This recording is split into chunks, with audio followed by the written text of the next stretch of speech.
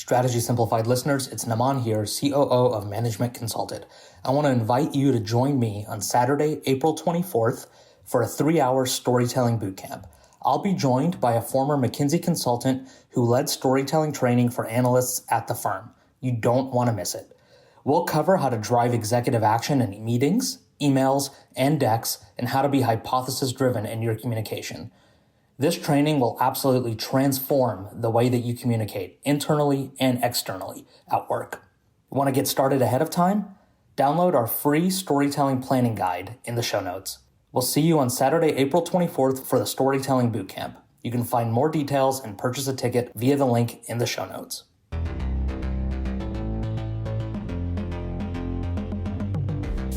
Today's topic is women in leadership.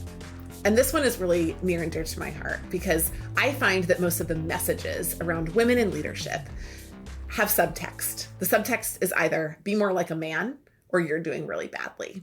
And I think it's incredibly important today to focus on 3 of the things that women do to hurt themselves in the workplace and 4 that we can do to more effectively tweak how we're perceived.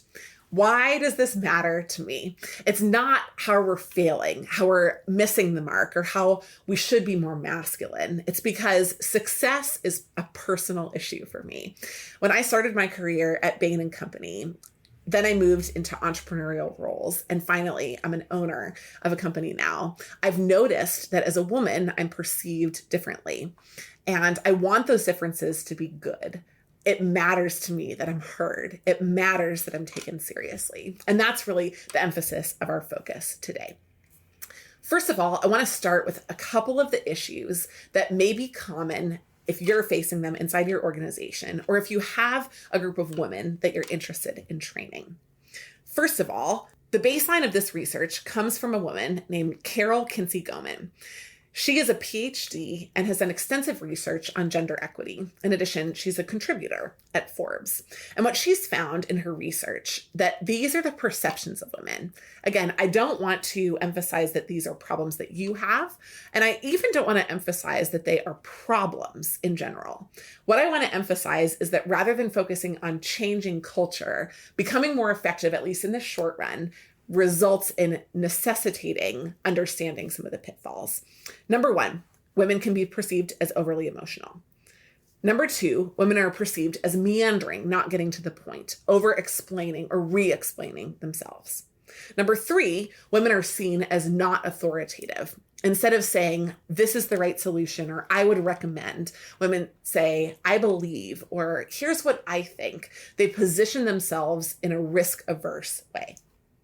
These 3 workplace communication weaknesses are seen differentially with women and men, although whether they are in a woman or a man in the workplace, it could be perceived as a weakness.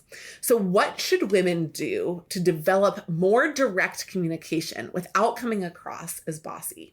These are 4 tactics that we walk through in our training that's focused on communication for women in the workplace. Number 1, it's really essential that women speak in the first 2 minutes of a call.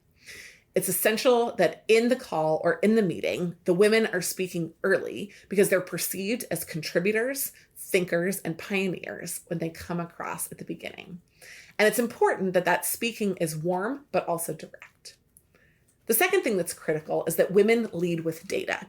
One of the most important insights that I gained from our women's group, which was active and powerful while I was at Bain, not only did we meet frequently, but we met in transformative ways, is that one of the women partners shared that how she led differently from her male colleagues was that instead of beginning meetings with chatter and communication, she started off with data and wove in chatter and communication later.